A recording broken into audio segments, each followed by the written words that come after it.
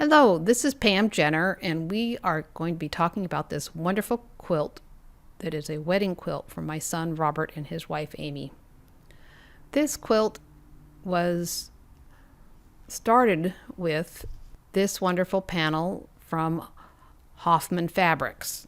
It was about a yard and a half long, and the animals were just so beautiful. I had to buy it, and I didn't know what I was going to do with it. Thought about maybe teaching a class in thread painting or something like that with the wonderful panels that are here. Thought about doing thread painting with this wonderful panel. I thought about doing a thread painting class with the wonderful animal panels in this piece. Instead, it turned into a very large king-size quilt. And I started this quilt with a king-size satin sheet, so I wouldn't have to think about piecing together backgrounds that I didn't want to have pieced together. As we go along, you'll see why. So I cut apart these panels and trying to figure out how I was going to put them on here. What was I going to do with them? I could not see this. And I am, as people know that really understand my work, I don't care to do traditional quilts anymore. I like to do art and will be staying in that. So here's more, how do I want to do this? What am I going to do with them? And then one day I was talking to my sister, who I made a collage quilt for, and she loved it so much she started doing collage quilts. And it dawned on me as I was talking to her that I could do the same with these. So taking just the wonderful wolves out like this, you can see that they are then the star of the show. My son and his new wife are lover of wolves. So these wolves will live with them for many a year. This is part of that wolf panel that I didn't use. I'm saving it for another time. And these wonderful brown trees there, I see eagle feathers. So I will be using those in the future, and possibly some of the glaciers for the white part of the golden eagle, which I'm going to be making. Or no, I should say the bald eagle that I'm going to be making. And here they are together. And this is a raccoon. I love this little character. He was one of my favorites of the panel. And this is what he looks like without all the other parts on him. And here is the fox. And he ended up at the bottom underneath the other 3 howling wolves panel, which I hardly did anything to. Here's one of the elks braying there. Now, I didn't know what I was going to do for the background.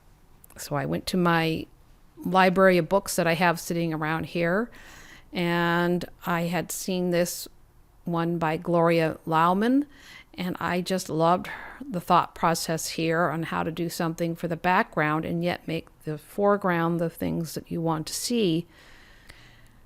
The background still says a statement just the same. Then I took this wonderful piece of fabric as part of my background, which you can see is the fun dinosaurs.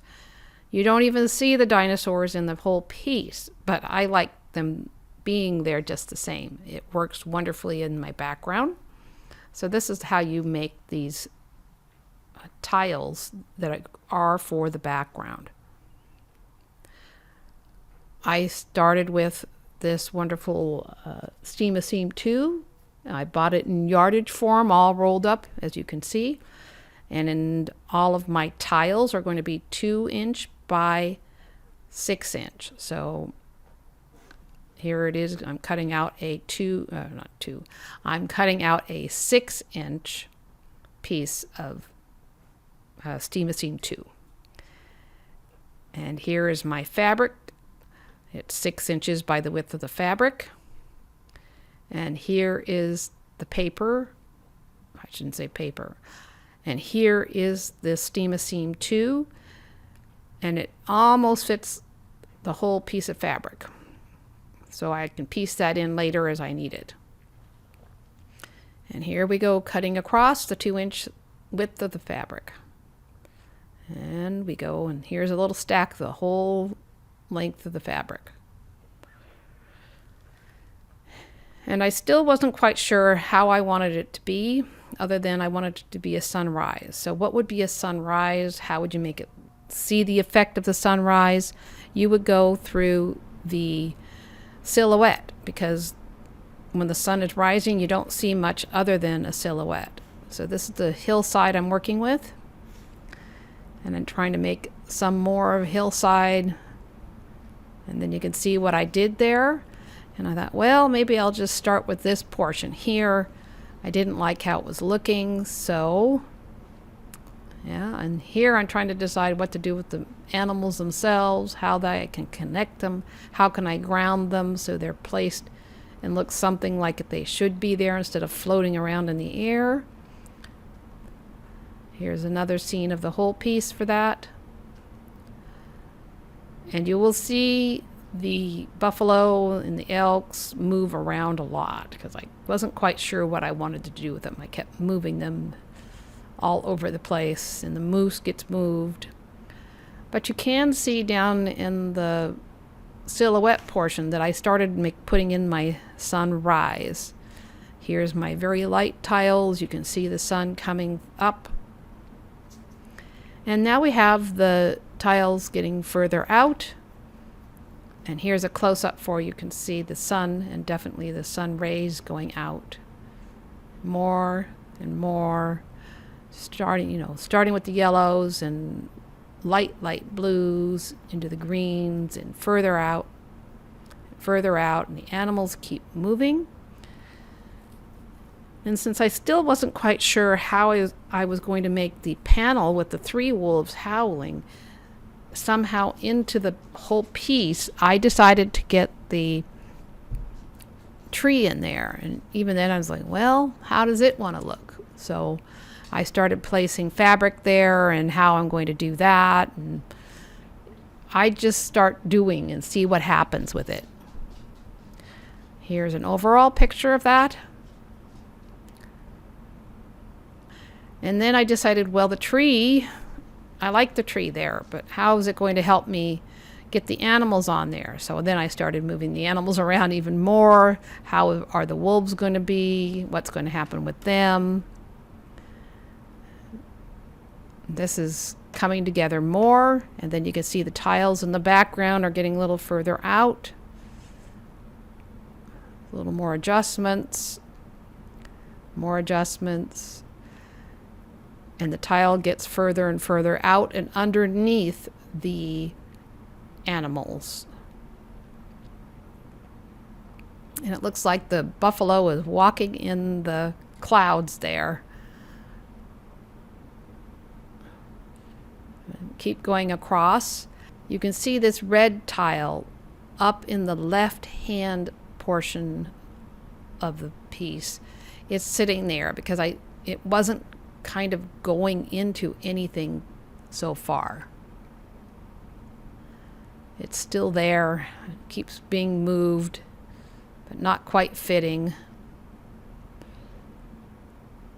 And here we are. Even the buffalo got moved again. And again.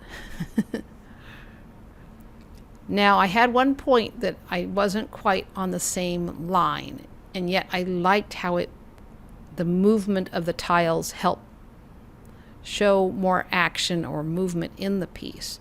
So I decided that I would put these tiles down. You can see that here. And yet the tree also helped cover up, but you knew that I had done something there because it worked for what this piece was doing. I liked the action and movement of the sun pushing back the darkness as dawn always does. And this is the edge of the quilt. You can see the line at the edge. I made a straight line so I wouldn't have to figure that out when it's on the floor, because then you would not be able to cut it evenly with this big a piece. It was definitely not very easy to do.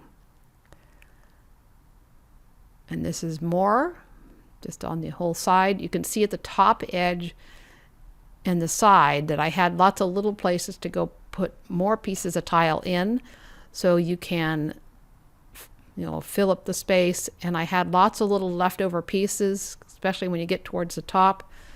You cut off the edges and say, okay, where else can I use that? It's not the same as the others, and it worked out beautifully. And then we have this overall picture again. This is a wonderful piece. I had a wonderful time making it, and I will show you more after it gets quilted. This is Pam Jenner from Pam's Sewing Arts. I hope you love this as much as I do.